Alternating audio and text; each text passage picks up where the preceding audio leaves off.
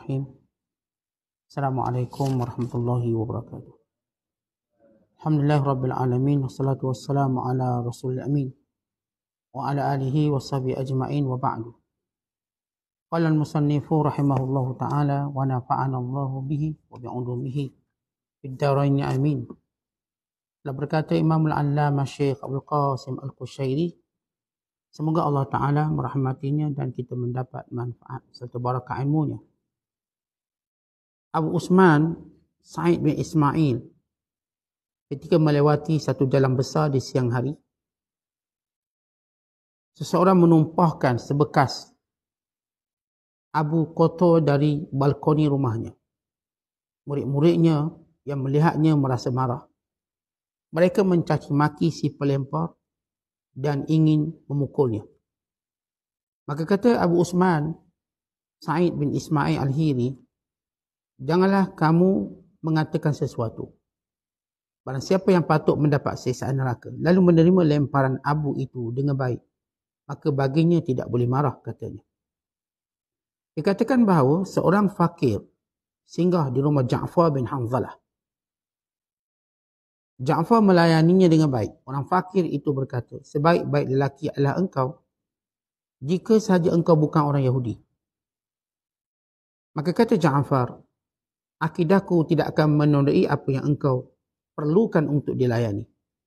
Mintalah kesembuhan pada dirimu sendiri, sedangkan diriku perlukan hidayah. Diceritakan bahawa Abdullah Al-Khayyat, seorang penjahit, menerima tempahan jahitan baju dari seorang majusi. Selesai menjahitnya, majusi itu membayarnya dengan wang palsu. Dan Abdullah Al-Khayyat menerimanya. Bertepatan dia keluar kerana ada suatu urusan. Pada suatu hari dia keluar kerana satu urusan. Majusi itu datang lagi untuk membayar kos jahitan yang sekian kalinya. Maka murid Abdullah yang pekerjanya yang menerimanya tahu bahawa wang itu palsu, maka dia menolaknya. Bahkan majusi itu diserahkan kepada seorang peneliti wang. Beberapa saat kemudian Abdullah datang dan bertanya kepada muridnya, mana baju majusi itu? Murid itu menceritakan kepada sang gurunya apa yang terjadi tentang kebohongan majusi tersebut, kepalsuan wangnya dan penolakannya dan tindakannya terhadap majusi.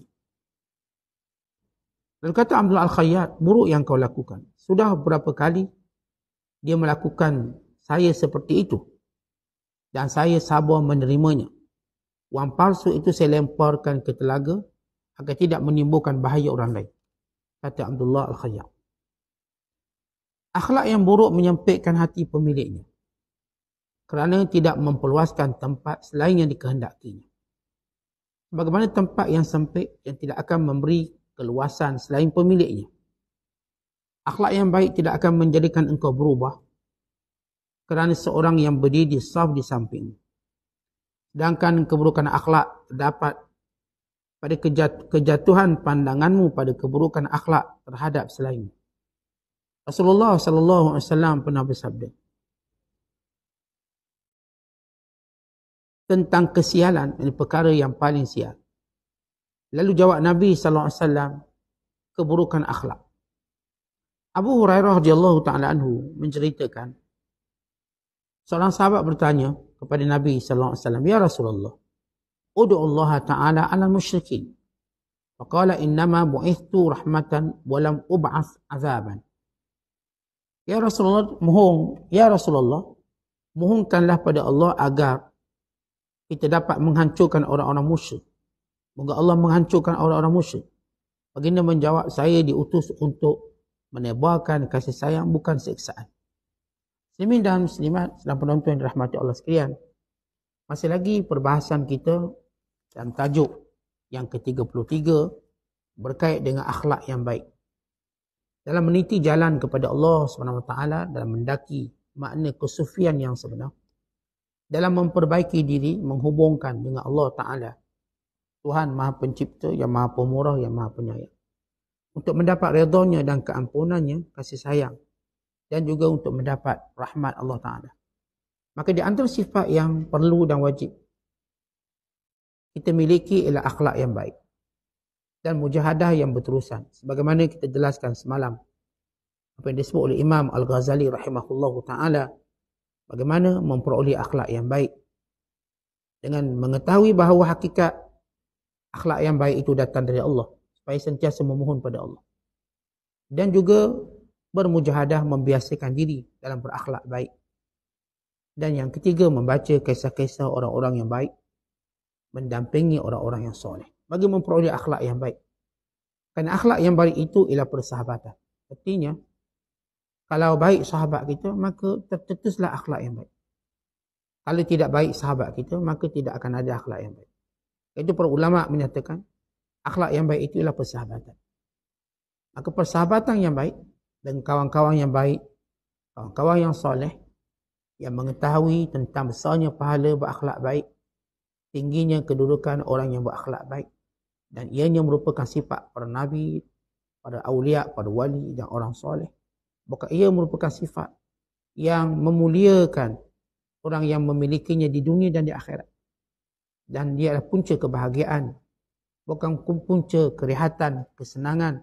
Bahkan ia adalah mukaddimah kepada jalan syurga dan juga pembuka pintu rezeki yang luas. Sehingga rezeki orang yang akhlak yang baik ini tidak boleh dikira. Rezeki orang lain dia kira, dia boleh hitung. Tapi rezeki orang yang akhlak baik tidak boleh dikira. Dia banyaknya. Yang datang daripada pelbagai sudut. Yang datang daripada ruang-ruang yang tidak didatangi kepada orang yang berakhlak buruk. Kalau orang akhlak buruk, mungkin rezekinya cuma duit. Rezekinya cuma wang. Tapi orang yang akhlak baik, rezekinya dengan kawan-kawan yang baik. Dengan anak-anak yang baik. Dengan rezekinya. Dengan segala benda-benda yang baik. Bahkan kemuncak daripada itu ialah doa-doa yang baik. Yang menghubungkan antaranya dengan orang-orang yang masih hidup di dunia. Dia akhlak yang baik. Ada satu kisah, iaitu apa yang berlaku kepada Abu Usman Al-Hiri, atau namanya Sa'id bin Ismail, yang lahir tahun 230 Hijriah dan wafat tahun 298. Semalam kita cerita salah satu kisah dia yang menarik. Kali ini pula sedang dia berjalan di satu jalan yang besar, jalan utama. Maka tiba-tiba ada seorang tuan rumah, dia campurkan abu rumah daripada balkoni rumahnya. Lalu terkenalah pada Abu Usman Al-Hiri. Kena. Lalu murid-murid dia yang berada sekiranya marah dan maki. Marahlah. Tak pandai, tak erti bahasa, sekian-sekian. Dan ingin memukulnya. Lalu kata Abu Usman Al-Hiri, jangan cakap apa-apa. Jangan buat apa-apa. Barangkali yang dilempar abu ini jauh lebih ringan. Mungkin yang dilempar ini berhak neraka, tetapi Allah meringankannya dengan abu je. Maksudnya tuan-tuan sekalian, mereka-mereka yang punya akhlak yang baik, bila tidak dilayani dengan baik atau tidak dihormati oleh manusia, mereka melihat apakah dosa mereka di sisi Allah sebagai satu teguran Allah.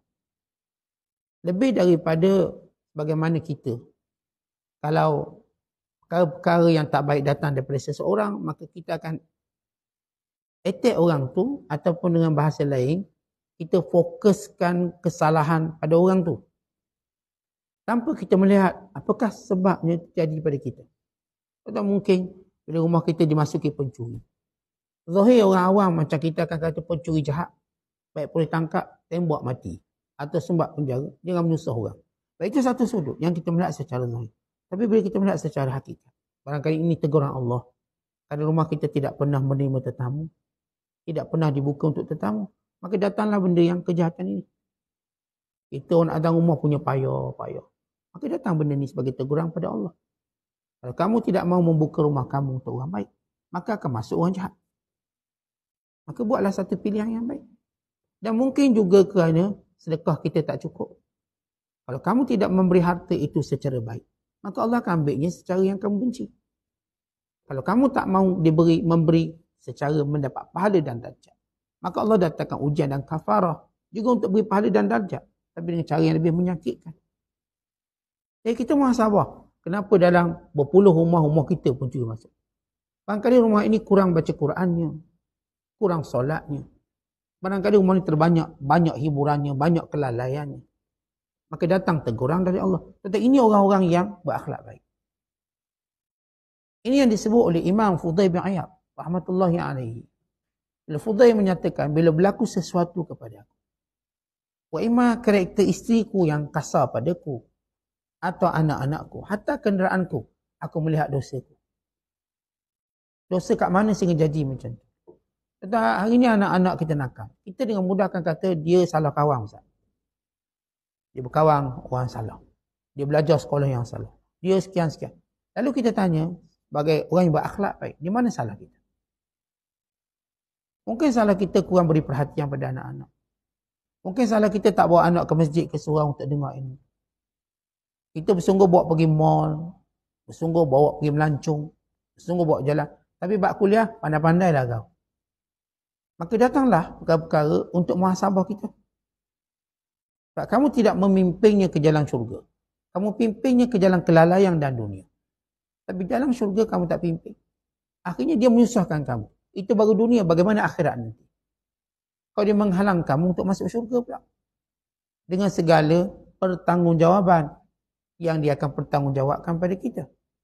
Sedangkan Allah Ta'ala memerintahkan kita sebagai seorang ayah dan wali keluarga. Ketua keluarga. Ya ayyuhalladzina amanu. Qu anfusakum wa ahlikum nara. Wahai orang-orang yang beriman, jagalah diri kamu dan keluarga kamu dari api neraka. Saya kadang-kadang tak bersungguh-sungguh benda-benda ibadat dan taat. Tapi kalau hal-hal dunia, saya bersungguh-sungguh suruh anak-anak saya. Tiba-tiba saya tidak diperlakukan dengan perlakuan yang baik, tak dihormati. Maka saya pun cek, barangkali saya tak ajar dia taat pada Allah. Maka Allah pun nak suruh saya rasa, bagaimana rasa kalau anak-anak kamu tak taat pada kamu? Tak dengar cakap kamu. Marah tak? Marah. Dan demikian Allah pada hamba-Nya, kamu tak taat pada Allah. Apakah kamu rasa Allah redha dengan kamu tidak taat pada Dia? Pasti dia akan marah. Jadi di situ kita menilai muhasabah bila terkena musibah pada diri kita. Dan ini akhlak. Tetapi bila kita bicarakan tentang akhlak, kata para ulama, kita ada akhlak kita dalam ibadat. Sembahyang, dalam puasa, dalam zakat, dalam haji. Ada akhlak yang Nabi SAW tunjuk dan perintahkan pada kita. Ada akhlak kita dengan manusia. Akhlak kita dengan manusia, ia terdiri daripada dua bahagian. Yang pertama ialah kita melakukan kebaikan dengan perkataan dan perbuatan. Al-ma'ruf qaulan wa fi'lan. Yang kedua ialah kaful adha, iaitu kita menghalang diri kita daripada memudaratkan orang lain dengan perkataan dan perbuatan. Itu termasuk dengan makna sabar dengan kejahatan orang. Untuk kita tidak membalas kejahatan tersebut. Ini yang dilakukan oleh Abu Usman Al-Hidi. Orang baling dia tak fikir nak maki, tak fikir nak suruh orang pukul. Kerana di antara akhlak yang baik itu sabar, dia tidak mendatangkan mudarat pada orang lain dan sabar dengan kejahatan orang pada dia. Akhirnya akhlak. Pertama saya sebut akhlak tadi, tuan-tuan sentiasa fikir nak buat baik perkataan atau perbuatan. Yang kedua, kita halang diri kita daripada menyakiti orang, perkataan atau perbuatan. Dan sabar dengan penganiayaan orang pada kita, perkataan atau perbuatan. Kadang-kadang orang kata kita macam-macam, kita pun sabar. Orang buat kita pada macam-macam, maka kita sabar. Maka ini akhlak. Diceritakan, ada seorang datang jumpa Hasan Basri. Lalu orang ni kata, wahai Tuan Guru, wahai bapa saudaraku, guru nampak saudara dia. Ada orang datang majlis ilmu-mu, tapi untuk mencari salahmu, lalu diumpat di belakangmu. Dia duduk dalam majlis Hasan Basri, dia cari salah kat mana? Mana kurang? Bukan nak menuntut. Supaya kita tahu para pendengki ada sepanjang zaman. Lalu, bayangkan ini Hasan Basri, seorang tabi'in yang mulia, pada zaman yang mulia, yang meninggal tahun 110 Hijriah. Ada orang duduk majlis ilmu dia, bukan nak ambil ilmu, tapi nak cari salah. Kemudian diviralkan salah. Potong video kat kalau hari ni lah, potong sikit-sikit, yang tu dia viralkan. Biar orang nampak buruk dia. Yang baik dia tak nak. Seolah dalam percakapannya cuma jahat. Ini perangai yang membahayakan. Dan jadi potong video orang, sikit-sikit. Tunjuk kejahatan. Maka ini berlaku pada Hasan Basri. Lalu orang ni bawa lah berita buruk-buruk Hasan Basri. Lalu orang ni pun, anak saudara dia kata, ayah ataupun bapaku ataupun guruku. Orang-orang datang majlis ilmumu, lalu mencari salahmu, lalu mengumpatkanmu. Lalu kata Hasan, jangan benda itu menjadi kebimbanganmu, wahai anakku. Tak bimbanglah orang kata kat aku apa-apa pun. Kenapa? Aku nak beritahu pada kamu perkara yang lebih utama pada itu. Perkara yang lebih ajaib pada itu. Bukanlah benda ajaib kamu cerita kat aku, duduk dalam majlis aku, dengar ilmu aku, tapi untuk umpat kesalahan. Tapi aku nak beritahu apa yang lebih ajaib. Apa yang lebih ajaib? Kata Hasan Basri ialah, aku telah berusaha untuk menundukkan diriku, untuk sentiasa patuh pada Tuhanku, pemilik segala syurga dan juga penyelamatku daripada neraka. Dan aku sedang mematuhkan diriku, menundukkan diriku untuk bertemankan dengan para nabi di hari akhirat kelak. Aku tidak menundukkan diriku atau menyibukkan diriku untuk mendengar orang kata itu dan ini. Yang aku hidup ni, aku sibukkan, aku tundukkan diriku untuk taat pada Allah. Mencari syurga Allah, penyelamat daripada neraka, nak bertemankan para nabi. Bukan aku hidup di sini nak dengar orang cakap tentang aku. Bukan itu tujuan aku hidup. Maka aku tak kisah. Kenapa kata Hasan Basri? Kerana kalau adalah yang terselamat daripada kata-kata orang, nescaya yang paling selamat ialah Allah. Tuhan yang mencipta manusia pun tak selamat dikata orang. Orang kata Tuhan tak adil. Orang kata Tuhan begitu gini. Itu Tuhan pencipta. Kalau yang menciptakan tak selamat dikata orang, apakah makhluknya lagi? Apatah lagi makhluk?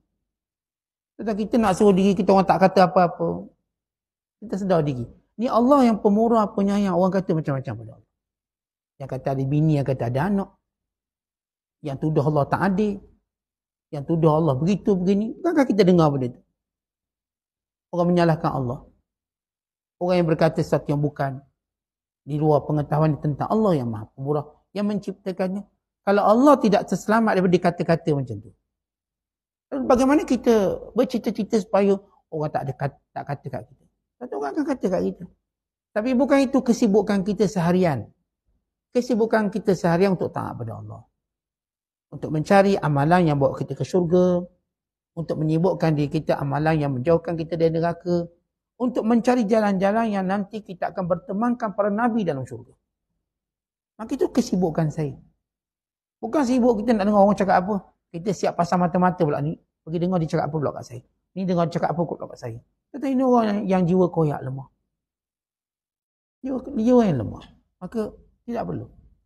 Kita tak perlu berada dalam keadaan tersebut. Ini kita nak gambarkan bagaimana akhlak. Antara akhlak baik itu sabarlah orang cakap apa. Bagaimana kita kisahkan Abu Osman, dia sabar orang buat kat dia apa. Atau baling debu atas badan. Dia kata, kalau dia balingkan orang yang layak dia baling neraka, Allah telah ringankan dengan dia baling debu saja. Maksudnya, mungkin itulah kafarah aku. Kafarah pada kesilapan. Artinya orang yang berakhlak baik ini, dia memandang jauh sesuatu perkara. Dia tidak bersifat gopoh kapal dalam menilai suatu perkara. Kerana orang yang akhlak baik ini, tuan-tuan, dia ada positive thinking. Positive thinking yang menyebabkan dia sentiasa berada dalam kerehatan. Kalau kita ni kadang-kadang ada, kita ada negative thinking. Kita ada pemikiran yang negatif, salbiyah. Kita berusaha untuk bersifat ijabiyah. Ijabiyah, bahasa Arab, mana positif lah. Kita nak ijabiyah, kita nak positif. Macam mana saya nak melihat positif? Positif maknanya, tuan-tuan, kita melihat sesuatu yang hasilnya akhirnya pada kita kembali. Kembali pada kita. Lalu kita pun dapat memperbaiki diri kita. Lalu memperbaiki hubungan kita dengan Allah. Sekaligus setiap perkataan yang dilontarkan pada kita menjadi penawar dan obat. Bukannya menjadi racun dan toksik. Ya, orang akan kata macam-macam. Tapi kita menilai perkataan tadi. Kalau benar ada pada kita, maka kita ubah. Kalau tak benar, alhamdulillah saya tak macam dia kata. Maka saya syukur pada Allah. Di situ kita mengajar keikhlasan. Dia ceritakan, ada seorang lelaki soleh nama Ja'far bin Hanzalah. Dia juga difitnah. Orang kata dia Yahudi, walau dia Islam. Macam kita zaman kita sekarang lah. Ada orang lurus agama tapi dituduh sesat. Dituduh sekian-sekian oleh para pendengki. Dan zaman dulu lagi teruk. Orang ni Islam, Ja'far bin Hanzalah ni orang Islam yang taat, yang baik. Tapi orang kata dia Yahudi. Tiba-tiba ada seorang miskin yang memerlukan pertolongan, dia pun tolong. Beri makan, rawat dia. Lalu kata lelaki ni, baiknya kamu. Kamu ni baik tapi kamu ni Yahudi. Kalau kamu orang Islam bagus kamu. Kamu memang dah baik. Melainkan sebab kamu ni Yahudi. Tuan-tuan, ini Ja'far bin Hazar dia tak jawab. Dia kata, apapun keadaan diriku, orang kata padaku, ia tidak menghalangku untuk tolong orang. Aku tetap tolong orang. Dan kamu memerlukan bantuan. Dan aku memerlukan hidayah. Doakan hidayah untuk aku. Kita lihat, dia berlembut dengan orang munduhnya. Dikatakan Yahudi, bayangkan. Kalau kita zaman hari ni, orang kata tuduhan-tuduhan yang orang benci hari ni. Dulu ada orang Islam dituduh Yahudi. Even dituduh kafir. Saya ingat bila kita baca satu kisah. Safiyah binti Huyai bin Akhtab. Radhiyallahu ta'ala. Ini isteri Nabi SAW. Safiyah bila kewafatan Nabi SAW. Sebab dia ramai lagi keluarga Yahudi. Sebab dia anak Huyai bin Akhtab. Huyai bin Akhtab ini ketua kepada Yahudi Bani Nadir. Yahudi yang paling berekonomi, yang paling kaya. Dia ada Yahudi Qainuqa, Yahudi Nadir, Yahudi Bani Quraidah. Ini tiga Yahudi paling kaya, Yahudi Nadir. Ketuanya Huyai bin Akhtab. Anaknya Safiyah kahwin dengan Nabi SAW. Dan Huyai bin Akhtab ni orangnya gagah. Ada ilmu kebal. Orang ada ilmu kebal. Yang akhirnya dibunuh juga oleh seorang sahabat Rasulullah SAW. Mengalahkan ilmu kebal. Baik cerita Safiyah radhiyallahu ta'ala. Bila Rasulullah berjaya mengalahkan jumlah Yahudi, maka Safiyah tertawan. Dan suaminya terbunuh dalam peperangan. Akhirnya dia diberikan pada Nabi SAW. Dan Nabi SAW menawarkan padanya merdeka. Atau berkahwin dengannya. Maka Safiyah memilih untuk berkahwin dengan Nabi SAW. Maka dia salah seorang isteri Rasulullah yang mulia. Dan dia ibu kita. Bila wafat Rasulullah, berlaku pada zaman Umar Al-Khattab. Pemerintah Umar Al-Khattab. Orang tuduh Safiyah ni penyokong Yahudi. Oh, kita bayangkan. Ini isteri Rasulullah. Pun dia kata sokong Yahudi. Berat tuduhan tu. Baik kita ni, bila orang kata macam-macam, sabarlah. Ada orang lebih baik pada kita kena kata. Ini satu akhlak yang baik. Tuan-tuan jangan bimbang nanti kita sama-sama mati. Sama-sama masuk dalam kubur. Sama-sama dibangkitkan dan kita akan dihakimi. Dan Allah mengetahui. Semua mati bagi kita ni diliputi oleh kematian. Kita nanti akan berada dalam kubur yang sempit. Dan kita akan dibangkitkan dan dihimpunkan untuk hari penghisaban. Maka hati-hati orang yang menuduh. Supaya mereka tahu. Ia tidak akan berakhir begitu. Maka bila Safiyah dikatakan Yahudi. Kerana pertama. Dia membesarkan hari Sabtu. Yahudi memuliakan hari Sabtu. Tak memuliakan Jumaat. Yang kedua, dia masih berhubungan dengan saudara Yahudi. Lalu Umar Khattab tahu Safiyah tidak. Umar Khattab kenal. Ini ibu orang beriman. Isteri Nabi SAW. Di antara kemuliaan isteri Rasulullah, Allah dipelihara mereka semua daripada segala keburukan. Tetapi Allah tetap menguji mereka dengan fitnah. Fitnah ni semua kena, saya katakan. Atau Allah pun difitnah, yang kata kita. Nabi-Nabi pun difitnah. Lalu Umar panggil, wahai Ummul Mukminin, seseorang berkata tentang sekian-sekian. Mereka viralkan. Contoh mereka, bila kita viralkan suatu keburukan, akan ramai orang percaya daripada orang yang tak percaya. Maka itulah kelemahan agama. Tentang hari ini kalau tuan dengar berita baik tentang seorang, okey kita tak ada. No discussion. Kita tak ada bincang apa. Kalau dengar keburukan, maka mula kita terbagi pada dua. Sebagian besar akan percaya benda buruk. Hanya segelintir tak percaya. Yang tak percaya ini juga goyang. Kalau dia memerhatikan dengan wasangka, menunggu. Takut ya, macam dikatakan. Itu dunia. Kerana berita buruk jauh lebih dia percaya. Maka Umar Khattab panggil Safiyah. Wahai Safiyah, apa katamu wahai ibuku? Lalu kata Safiyah, adapun mereka kata aku membesarkan hari Sabtu. Semenjak aku memeluk Islam, aku tidak pernah membesarkan apa pun melainkan hari Jumaat. Aku ni orang Islam. Hari Jumaat lah hari mulia. Adapun mereka berkata aku menghubungkan. Aku pergi jumpa Yahudi. Sekian-sekian. Maka aku nak beritahu, aku ada keluarga di kalangan Yahudi. Dan Islam memerintahkan aku bagi menghubungkannya. Kata bila Ummu Habibah atau Ramlah binti Abi Sufyan radhiyallahu ta'ala anha, salah seorang isteri Rasulullah, Ummu Habibah. Bila mak dia, itu isteri kepada Abu Sufyan, nak datang ziarah dia. Ya Rasulullah, ni mak aku wahia musyrikah, dia kafir dan datang nak ziarah aku. Bagaimana ya Rasulullah? Nabi kata, ausil. Nabi kata, siliha, hubung silaturahim. Tuan-tuan, berlainan agama tidak boleh memutuskan silaturahim. Maksudnya kalau orang tu Islam, dia ada saudara kafir, bukan Islam, dia tidak memutuskan silaturahim. Islam tetap menyuruh sambung silaturahim. Orang kalau kafir, mak dia, kalau orang tu Islam, mak ayah dia bukan Islam, tetap itu mak ayah dia dan diwajibkan taat. Wa sahibuhuma fid dunya ma'rufa. Maka temani, gauli ibu bapa kamu dengan cara baik. Melainkan kalau disuruh perkara syirik. Kalau mak bukan Islam, ayah bukan Islam, disuruh kita balik, disuruh kita datang, kita nak buat ni makanan, maka kita wajib balik. Kalau orang tu diuji dengan mak ayah bukan Islam, kerana wajib taat pada mak ayah, melainkan pada perkara maksiat. Ini biar kita jelas tentang silaturahim dalam Islam. Silaturahim itu merujuk kepada hubungan yang rapat ini, walau berlainan agama. Apa tadi kalau sama agama? Kayaknya Umar tak tahu jawapan Safiyah, dia tahu. Tetapi dia juga nak maklumkan Safiyah tentang fitnah ini. Baik, kita tahu kadang-kadang di antara akhlak yang baik itu bersabar dengan fitnah orang. Ini Ja'far bin Hazalah dituduh Yahudi. Kita tak apalah. Macam mana pun orang kata tentang agamaku, ia tidak menghalang aku untuk melayani kamu dengan cara baik. Dan kamu doalah pada Allah, moga kamu dapat kebaikan, keafiatan daripada ujian-ujian kemiskinan ini. Dan aku ini perlukan hidayah, moga Allah terus berikan aku hidayah. Ya, bagaimana kelembutan dia.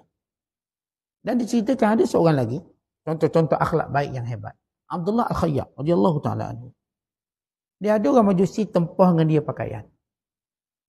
Ini ulama yang pandai menjahit. Digelar sebagai khayyat. Khayyat maksud tukang jahit.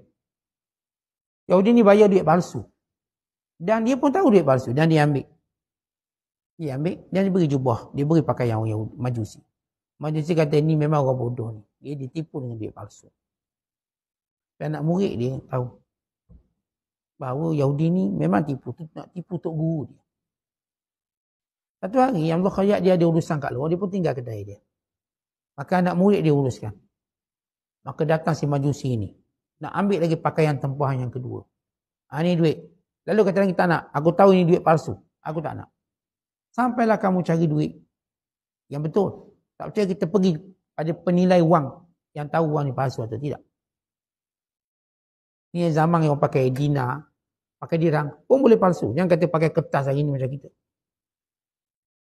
Sebab kita ada duit palsu ni sentiasa ada. Kalau orang kata untuk mengelakkan duit palsu guna dinar, guna dinar. Pak sama juga. Yang perlu kita buat ialah ubah perangai, bukan ubah duit. Perangai je yang jadi macam tu. Menipu. Ada orang kata, oh, dengan kita buat dinar, dirham, kita dapat mengelakkan wang palsu. Tak dapat. Tetap akan membuat palsu. Ada seorang hamba Allah jumpa. Saya tanya dia. Dia buat pelaburan emas. Kata berapa labu? Dia cakap lah, dia lah 2 juta. Saat saya dapat satu beg emas. Ni emas jongkok. Cek-cek rupa tembaga. Tak? Kopek-kopek tembaga. Depan je macam sadu emas. Saya tu buat apa? Tanam kat lubang rumah kita. Tak? Habis 2 juta. Kena tipu emas. Kadang-kadang orang, dia tak belajar sejarah panjang. Dia kata, oh, untuk elokkan wang palsu, kita guna dinar emas dan perak. Tetap orang akan palsu kan? Hingga ada orang hantar satu video pada saya, macam mana buat ni jongkok emas palsu. Yang kecil, yang kita mesti 100 gram, 10 gram. Hari ni kita galak sikit simpan emas. Takut duit jatuh ni.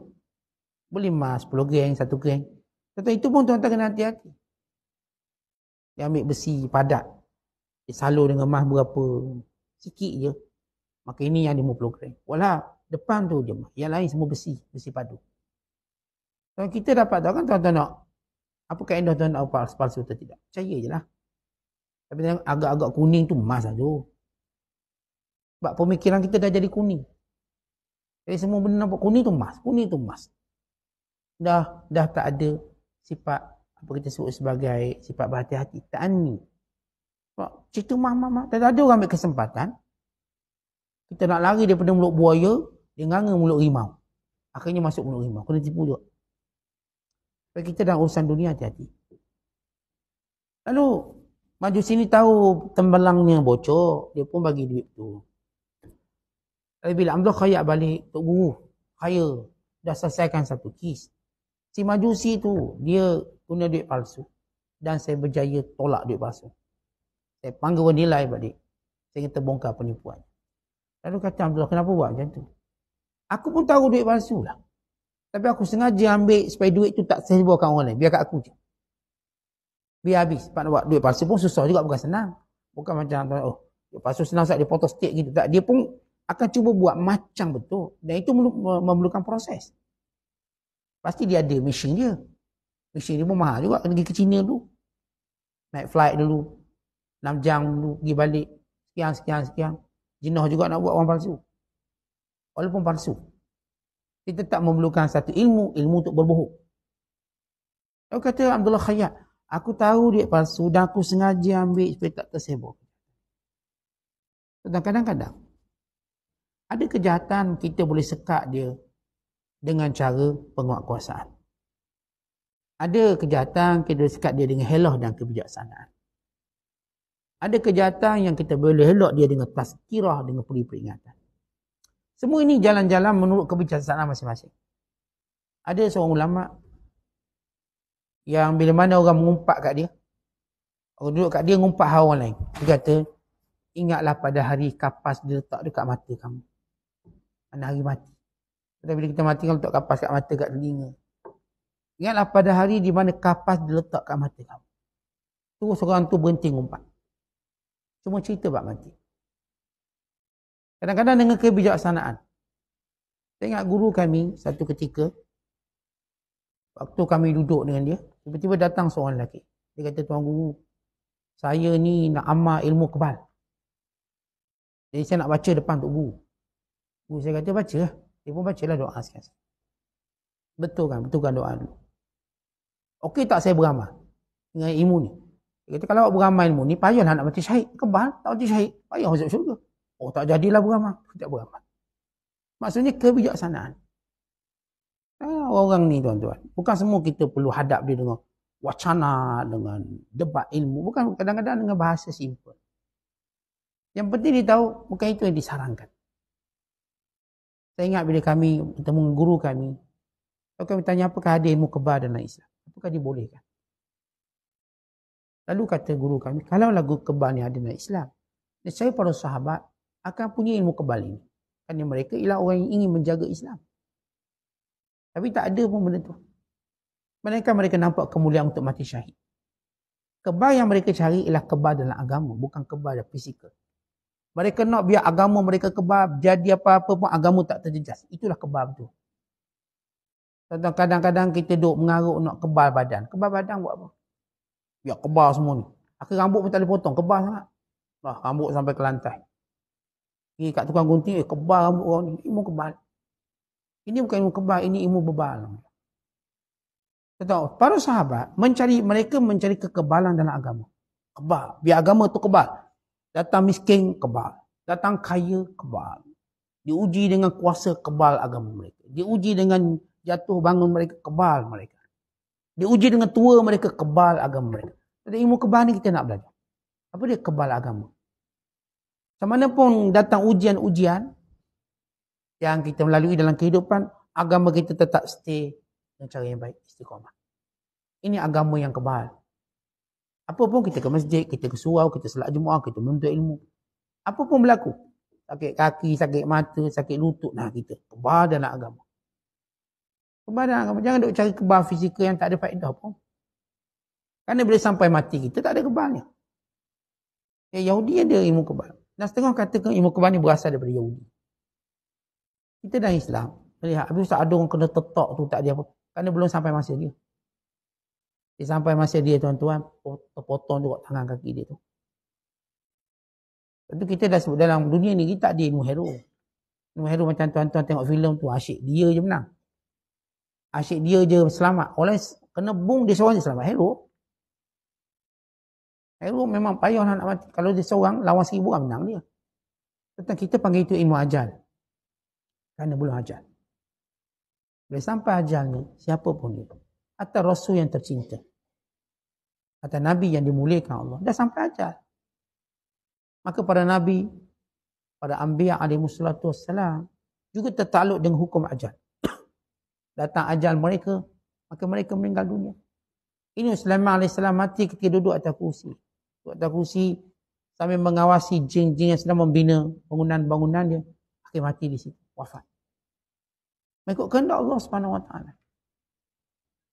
Dan ada nabi-nabi yang terbunuh dalam peperangan. Ada nabi-nabi yang terbunuh dalam kezaliman. Bagaimana berlaku pada Nabi Allah Zakaria, Nabi Allah Yahya. Ditangkap, digergaji kepala. Maka itu mehnah. Bila sampai masanya. Supaya kita sedar, ilmu yang kita tahu bahawa ini ilmu masalah ilmu ajal. Orang kalau belum ajar dia, buatlah macam mana pun. Belum ajar. Tapi bila sampai ajalnya. Sampai ajalnya tuan jatuh sekejap je mati. Jatuh tingkat 12 tak mati. Jatuh kereta pun tak mati. Semua jatuh-jatuh ni tak mati. Akhirnya dia jatuh tangga je. Yang dua tangga, anak tangga tu dua mati. Ini bukan satu benda yang pelik. Dia cerita ajal. Ini kisah Abdullah Al-Khayyar. Kata para ulama, akhlak yang buruk menyempitkan hati pemiliknya kerana tidak memperluaskan tempat selain yang dikehendakinya. Tuan-tuan, umpama akhlak baik dan buruk macam tempat. Tuan-tuan, kalau tempat tu besar dan luas, lapang tak kita lapang. Dan ada orang boleh menumpang, ada orang boleh menumpang. Lapang. Itu gambaran akhlak baik. Akhlak buruk ni macam tempat sempit. Kita sendiri pun tak selesa, sementara nak orang nak tumpang kita. Akhirnya kita tidak mampu hidup dengan baik. Dengan bahasa mudah. Rasulullah SAW ajar kita. Kita ni tuan-tuan, dengan akhlak yang baik, kita boleh beri kebaikan pada semua makhluk.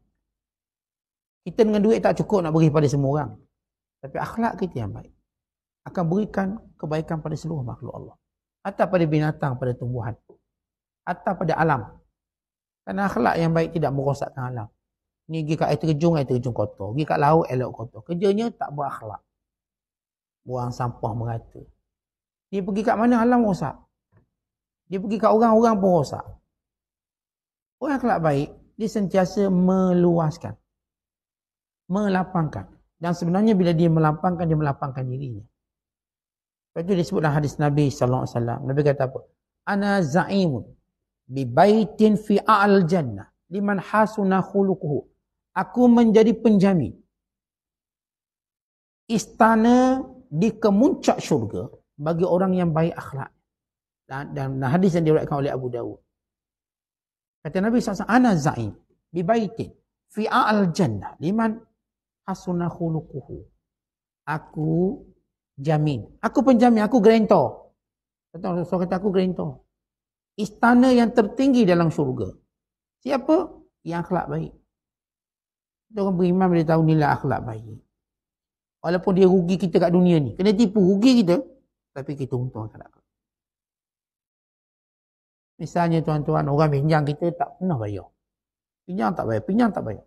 Kita akan menutup pintu kebaikan tu. Saya tak nak ada bagi pinjam rosak. Pinjam dia tak bayar. Tak. Saya tak akan tutup pintu kebaikan. Kerana saya melihat syurga. Ada orang diseringi kebaikan kerana dia rasa orang manipulasi dia. Orang pijak kepala. Tuan-tuan sekalian, orang mungkin boleh pijak kepala. Tapi kita tak terhina dengan cara tu. Kerana Allah memuliakan kita. Sebab orang yang akhlak baik tak akan ditipu oleh orang. Sebab dia kena tipu, hutang tak bayar. Tak, dia menipu diri dia. Dan dia telah menjadikan dirinya muflis akhlak. Dan yang ni akan jadi kaya sebab dia akan dapat lebih banyak. Let's say kita katakan dia hutang RM100 tak bayar. Pinjam 100 tak bayar. Orang kata dia ambil kesempatan awak baik. Awak bagi dia 100 dia memang tak bayar. Bila kita rugi? Bukankah akhirat kita akan dapat balik lebih banyak daripada 100? Kalau hari ni tuan-tuan sanggup labur bank. Kadang-kadang tuan-tuan tak ambil. Tahu ASB 10 tahun tak ambil. Sebab apa? Untung banyak. Tuan-tuan letak EPF, KWSP. Bila ambil? 55 tahun. Tuan-tuan rasa galak rugi ke? Gaji tuan-tuan dipotong, masuk dalam EPF. Tak usah sebab last kali kita dapat duit. Kita lagi duit majikan lagi, dengan bonus lagi. Okey, saya dipotong gaji saya mungkin 50-60 ribu. Tiba dengan bonus dengan sekian-sekian dapat 200 ribu. Untung saya. Hari tua kita berseronok pun duit banyak. Tuan-tuan, satu nikmat bila kita tua, duit kita banyak, tu nikmat. Jangan tua duit tak ada. Itu satu musibah. Duit, orang dah pencen, kita dah memang tak nak kerja, tak kuat duit kita banyak. Okay, rehatlah kita.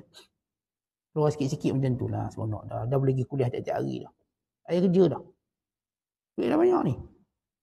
Kita rasa bertuah kalau dapat simpan duit dan ambilnya pada waktu kita perlukan. Apakah kita tak rasa bertuah, kita akan menuainya akhirat kelak.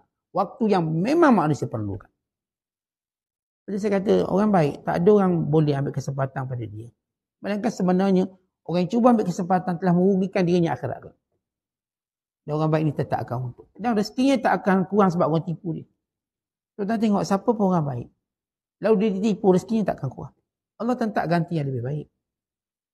Lepas tu kita nak jadi baik. Jangan tertutup pintu kebaikan hanya kerana kita serik. Ni antara musibah dalam kebaikan, orang ni serik buat baik. Saya seriklah buat baik. Jangan serik buat baik. Ada orang kita jumpa dia serik kahwin. Saya seriklah kahwin. Kenapa?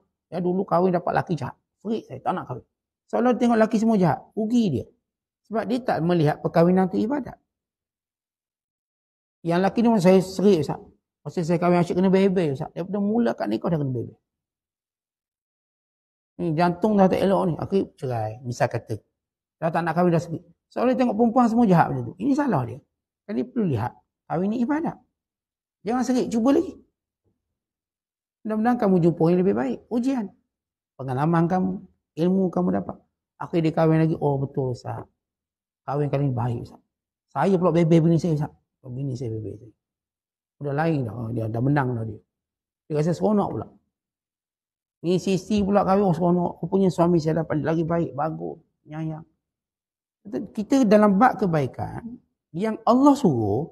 Nabi perintah jangan serik. Ni perangai serik ni merugikan kita.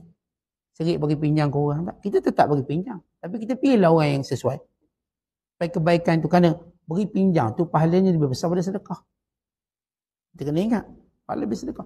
Dan tidak ada pahala yang paling pasti melainkan pahala orang bagi pinjam dan orang tu tak bayar. Amat pasti. Tuan-tuan sedekah belum pasti. Kenapa? Mungkin kita riak. Mungkin. Dan mengurangkannya. Tapi kalau tuan-tuan beri hutang. Walaupun tuan-tuan riak beri hutang orang. Tetap itu hutang. Dan dia wajib bayar. Kalau dia tak bayar, maka kita akan ambil pahala dia. Kalau dia tak ada pahala, ambil dosa kita. Kalau dia kata, Allah, saya hutang tak bayar. Nak ambil pahala saya ikut mana? Saya semayang pun tak. Padang muka dia, saya tak ada pahala. Dia lupa hadis tu dia tak baca habis. Dia tak dengar habis. Sebab dia tak pergi kuliah. Dia ambil separuh je. Dia kata, oh, saya hutang tak bayar. Tapi saya tak ada kebaikan. Saya tak semayang, tak apa. Dia nak ambil apa? Kan saya kata, tak. Dia, awak ni akan ambil dosa dia. Yang beri hutang awak ni mungkin ada dosa. Maka dosa tu awak terlalu pikul sekali. Campur dosa awak, plus dosa awak. Itu masuk neraka. Yang itu Rasulullah sebut. Dalam hadis Nabi SAW. Kalau dia tak ada kebaikan, maka dia ambil kejahatan orang dia hutang, dia beri pada dia, lalu dia campur dia dalam neraka. Maka dia bakar sekali untuk kejahatan orang yang dipinjam. Ini pinjaman. Ini tuan-tuan kita belajar. Dalam hidup ni jangan serik buat baik. Buat baik itu terus saya akan buat sampai saya jumpa Allah. Apa pun jenis baik. Tak saya seriklah buat baik dengan orang. Ini bila kita buat baik dengan orang, orang ambil kesempatan. Tak terus buat baik. Mungkin tuan-tuan akan lebih berhati-hati pilih orang tertentu. Tapi buat baik tetap berlaku. Jangan henti. Sebab kita tak layak menutup mana-mana pintu kebaikan. Melainkan kematian. Kerja kita tuan-tuan, buka pintu kebaikan seluas-luasnya. Dan tutup pintu kejahatan serapat-rapat. Itulah kerja kita. Dan itulah akhlak kita. Sebab itu kata Ali bin Abi Thalib. Dia kata akhlak itu terbina dengan 3 perangai. 3 sifat. Al-khuluq, husnul khuluq fi salasi khisal. Kebaikan akhlak itu pada 3 perkara. Yang pertama, istinabul maharim. Tinggalkan segala yang haram. Yang saya sebut tadi. Tutup pintu rapat-rapat yang haram. Istinabul maharim. Tutuplah pintu tu. Buka pintu kebaikan luas-luas. Walaupun saya katakan serik dosa. Jangan ada serik tu. Ubah persepsi tu. Istinabul maharim. Jauhi yang haram. Yang kedua, talabul halal. Carilah yang halal dalam hidup. Itu akhlak. Tuan-tuan cari yang halal, itu akhlak. Tuan-tuan bila pergi kedai makan, cari kedai makan yang halal, itu akhlak. Tuan-tuan beli makanan, tengok ada logo halal ke tak, itu akhlak. Orang bila makan tak tengok pun logo halal ke tak, lain ni tak ada akhlak. Ini akhlak. Dan yang ketiga ialah at-tawsi'atu 'alal iyal. Berlapang-lapanglah rezeki pada keluarga. Akhlak tu pada 3 sifat. Yang pertama yang kita sebut ni, tutup pintu haram. Jauhi benda haram. Itu akhlak sebenarnya. Dan cara yang halal. Dan luaskanlah rezeki kita. Luaskanlah sifat pemurah kita pada keluarga kita. Suami jadilah orang paling pemurah pada isteri dan anak-anak. Bukan kita manja-manjakan dia, tak. Kita nak pemurah. Kita nak ajar dia pemurah. Dan si isteri jadilah orang yang pemurah pada suami dan anak-anak. Wahai anak, jadilah pemurah pada ibu ayah kamu. Jangan berkira sangat mak ayah. Jangan berkira.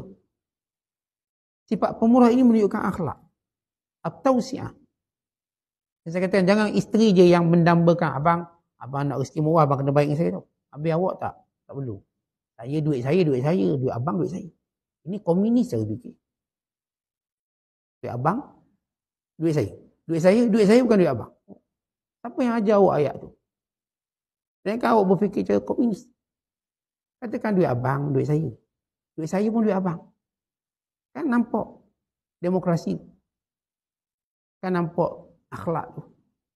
Hidup Malaysia kan abang kan wajib nafkah. Abang je kena bagi saya. Saya tak payah bagi apa. Kerja saya simpan. Sampai saya jadi korup. So, tenggelam kekayaan. Dan tak, masing-masing bersifat pemurah. Betul, suami ada kewajiban nafkah. Tapi tidak menghalang untuk isteri bersifat pemurah. Sebab mana isteri dia buat kerja rumah. Tapi tak menghalang suami untuk menolong kerja rumah. Tak menghalang. Bukan itu kebaikan, berganda. Akhirnya si isteri kata, bang, duit saya pun duit abang. Kalau abang susah, ambil duit saya.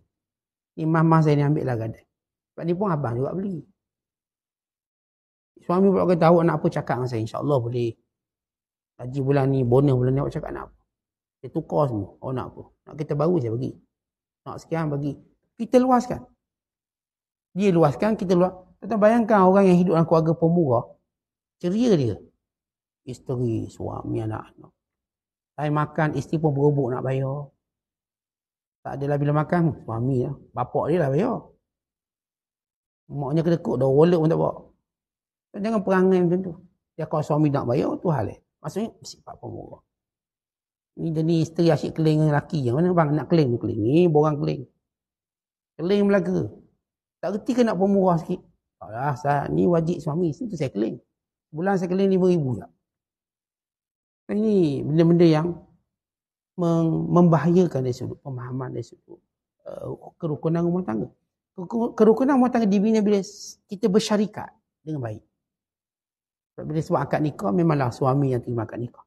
Tapi pertanggungjawaban sama-sama. Artinya, isteri yang baik, dia tak melihat pada hartanya ada hak suami dia. Suami yang baik, dia melihat pada hartanya ada hak isterinya. Semua melihat pada harta itu ada hak orang lain. Wa fi amwalihim haqqum ma'lum. Pada harta mereka tak ada hak-haknya. Tak ada tak. Harta ni semua saya punya. Tak ada hak orang. Kita tak faham begitu. Kita tetap memahami sesuatu dengan cara yang lebih berakhlak daripada cara pemikiran yang bersifat, kita katakan selfish ni, ataupun ananiyah, keakuan. Kemudian kata para ulama, tanda akhlak yang baik tidak akan ubah kita siapa pun yang berada di saf bersama kita. Contoh sembahyang. Kiri kanan tuan-tuan dalam saf siapa? Saya pun tak peduli siapa. Itu akhlak baik. Maksudnya kita tak pilih-pilih lah mesti orang sebelah kita, orang pulang. Tak ada. Siapa pun duduk sebelah saya okey. Saya tak terganggu. Kalau sebelah saya ni tukang kebun, saya tak terganggu. Saya tak kira tukang kebun duduk belakang. Sebelah ni semuanya CEO je boleh duduk. Kita berada dalam saf, kita tak terganggu. Contoh kita duduk dalam khalayak ramai, kita tak terganggu siapa pun duduk sebelah kita. Orang yang macam mana pun, itu tanda orang akhlak baik. Dia tak membeza-bezakan. Dia boleh bergaul dengan semua orang, dia boleh cakap dengan semua orang. Dia tak pernah melihat standard dia untuk menjadikan dia tak nak cakap orang tu. Allah ma'illah melainkan kerana dia nak jaga agama dia, bukan nak jaga standard. Saya tak nak cakap dia sebab agama. Takut dia ngumpat-ngumpat terdengar saya. Bukan saya tengok standard dia. Tapi saya lihat agama saya. Ini hal lain. Abad jaga agama. Kemudian ditanya pada Nabi SAW. Ya Rasulullah, apa itu celaka? Asyukmu. Kata kita selalu cerita tentang bab celaka ataupun kita terjemah lain, sial. Benda yang paling kita bimbang benda sial. Apa benda sial? Oh ni sial kereta ni. Sial binatang ni. Semua cerita sial-sial. Atau disebut asyukmu dalam bahasa Arab. Itu sial sebenar pada akhlak yang buruk. Ada orang yang kata, oh sial itu pada perempuan. Sial itu pada kenderaan. Sial itu pada orang. Tak, sial itu pada akhlak buruk. Kalau kita dapat isteri akhlak baik, maka kita tidak sial. Kita dapat suami akhlak baik, itu tidak sial. Kita sendiri perangai baik, itu tidak sial. Itu baik. Itu keberuntungan. Tapi kalau kita perangai tak baik, itu sial namanya. Disebut dalam hadis sebagai asyukmu. Ini kesialan. Maksud tak akan bahagia kita. Tuan-tuan, kalau tuan-tuan berjalan dengan akhlak baik, walau dia tak ada duit, tuan-tuan bahagia. Tuan-tuan berjalan dengan orang duit banyak tapi tak ada akhlak, tuan-tuan tak akan bahagia. Biarlah dia bagi kita hotel 5 star, makan macam raja, tapi akhlak tak baik, kita tak akan rasa seronok pun. Kita bersahabat dengan akhlak baik, kita rasa selamat, bahagia. Walau siapa dia. Lepas tu kata Nabi SAW waktu bagi dia tanya tentang asyukmu, kata Nabi, asyukmu su'ul khuluq. Sial itu ialah akhlak yang buruk. Dan di antara akhlak yang baik juga ialah mendoakan yang baik-baik. Ada seorang sahabat datang jumpa Nabi SAW, kata, ya Rasulullah, doakan biar orang kafir hancur belaka. Lalu kata Nabi SAW, aku bukan bangkit untuk hancurkan orang. Aku bangkit untuk beri rahmat, dakwah. Kata, ini pada situasi mana? Pada situasi aman. Adapun pada situasi perang, maka boleh kita doakan mereka musnah. Itu cerita lain. Pada keadaan di mana ruang dakwah masih ada, kita tak perang pun, maka apa yang kita inginkan mudah-mudahan mereka dapat hidayah. Tapi bila perang sudah pun bermula, bila gendang perang sudah pun berbunyi, dan orang kafir bersungguh-sungguh membunuh kita, maka apa kata Allah? Faqtulul musyrikina kaffah kama yuqatilunakum kaffah. Bunuh mereka semua sebagaimana mereka punya keinginan untuk bunuh kamu semua. Allah sebut dalam Al-Quran. Bunuh mereka semua sebagaimana mereka berkeinginan bunuh kamu semua. Dan ini yang didoakan oleh seorang sahabat Nabi SAW. Dia seorang sahabat Rasulullah. Bila dia diseksa, sehingga dia mati di Tan'im. Namanya Hubaib bin Adi. Radhiyallahu ta'ala anhu. Hubaib ditangkap. Kemudian diikat di Tan'im. Kemudian diseksa. Dicela. Dikelah satu persatu. Kemudian mereka berkata, Atuhibbu an yakuna Muhammadun makanaka wa anta najid? Nak tak biar Muhammad ganti tempat kamu dan kamu selamat? Kata Khubaib, demi Allah, kalau Nabi SAW itu dicocok dengan duri satu pun aku takkan redha. Biar aku kena. Ini kan ni kamu nak buat jahat. Takkan. Lalu mereka terus kelar satu persatu anggotanya. Lalu Khubaib bin Adi berdoa dengan doa yang masyhur. Apa doa Khubaib bin Adi? Allahumma ahsihim adada waqtulhum badada wala tughadir minhum ahada. Ya Allah, engkau kira setiap orang yang hadir di sini. Kira dia. Waqtulhum badada, engkau musnahkan semua. Wala tughadir minhum ahada. Jangan tinggal seorang pun di kalangan mereka. Kalau bahasa kasar, ya Allah, engkau kira seekor-seekor yang dekat sini. Engkau bunuh semua, jangan tinggal seekor pun. Bahasa seekor terus. Bahasa lawan dengan musuh. Kata Khubaib bin Adi, ya Allah, engkau kira satu persatu orang yang menyaksikan aku diseksa hari ini. Waqtulhum badada, engkau hancurkan semua mereka. Wala tughadir minhum ahada. Jangan tinggal seorang pun. Artinya bila Rasulullah SAW kata, aku ni bukan dah kerja doa untuk bawa azab, tapi bawa rahmat. Ini pada situasi aman. Macam kita, tuan-tuan, orang bukan Islam. Kita ada ruang berdakwah, maka kita berdakwah. Tapi bila perang, apa yang tuan-tuan harap bila perang? Kita lawan lah. Tuan-tuan dah masuk gelanggang tinju, dah bunyi loceng, tuan-tuan tak tumbuk dia tumbuk kita. Dan tumbuk dia tak akan berakhir sampai referee menyatakan siapa satu menang. Salah satu yang menang atau kalah. Maka pada situasi yang begini, kita doakan moga-moga sahabat-sahabat kita, moga-moga rakan-rakan bukan Islam dapat hidayah. Itu dakwah. Dakwah dengan doa, dakwah dengan ceramah dan sebagainya. Tapi bila dalam peperangan, sebagaimana mereka nak bunuh kita, maka itu yang kita perlu lakukan, pertahankan diri. Difa' ani nafs. Hak membela diri. Tetapi kita ada adab dalam peperangan. Ini juga sebahagian daripada akhlak. Tidak tergesa-gesa mendoakan kemusnahan. Kalau ada ruang-ruang hidayah, ruang-ruang untuk kita berdakwah. Ruang-ruang itu ada, maka gunakan. Itulah akhlak, kerana kita mengambil tahap atau bersikap sabar. Pada antara orang akhlak baik, dia tidak gopoh-gapah. Dan mengambil satu tindakan. Benda boleh baiki, benda boleh elokkan, maka kita perlu elokkan. peringkat dah tak boleh elok, melainkan dimusnahkan, maka dimusnahkan. Umpama rumah kita, takkanlah tak bocor tuan-tuan nak roboh semua. Baikilah. Takkan kena retak crack tuan-tuan pun nak roboh buat rumah baru. Baikilah. Tapi kalau dah teruk sangat, dah ada anak-anak, dah boleh rosakkan rumah sebelah sekali, dah boleh bahayakan nyawa kita, dia boleh runtuh anytime, maka kita akan roboh. Demi masalah yang lebih besar. Ini sebahagian daripada perbahasan tentang akhlak yang baik, iaitu yang perlu kita berusaha bersungguh-sungguh untuk memperolehinya dengan apa yang disebut oleh Imam Ghazali yang kita dah sebut pada awalnya. Doa pada Allah dengan bermujahadah. Bacalah kisah-kisah dan berkawanlah dengan orang baik. Kita cari buku yang kita sebut semalam, Khuluqul Muslim. Bacalah huraian-huraian tentang akhlak baik. Bagaimana mereka boleh bersabar, bagaimana mereka mampu bertakhalluk berakhlak dengan akhlak yang baik. Pasti mereka ada kekuatan tersendiri dengan melihat redha Allah, ganjaran, dengan melihat kehidupan yang sementara ini dan balasan yang besar pada hari pertemuan dengan Allah yang merupakan benda yang paling berat ditimbang oleh Allah akhirat kelak ialah akhlak yang baik. Berusahalah untuk akhlak yang baik. Paling kurang dengan orang terdekat kita, isteri kita, anak-anak kita. Kalaupun kita tak mampu meluaskannya, supaya sebahagian ada manusia menjadi saksi akan kebaikan akhlak kita. Kemudian dia ajar dan syiar para ulama. Kemudian kata atuk pada Imam Al-Asma'i, bila beliau menyatakan bahawa hiduplah dalam keadaan orang rindu pada kamu, matilah dalam keadaan orang menangisi kamu. Kenapa? Kamu orang baik. Hidup orang rindu kalau kita tak ada. Dan bila mati orang menangis kerana kita tak ada. Kerana orang yang dirindui pasti sebab akhlak dia baik. Orang yang ditangisi pasti akhlaknya baik. Maka hidup seperti itu. Hidup, rindu orang yang hidup dan ditangisi bila mana kita mati. Wallahu a'lam bishawab. Assalamualaikum warahmatullahi wabarakatuh.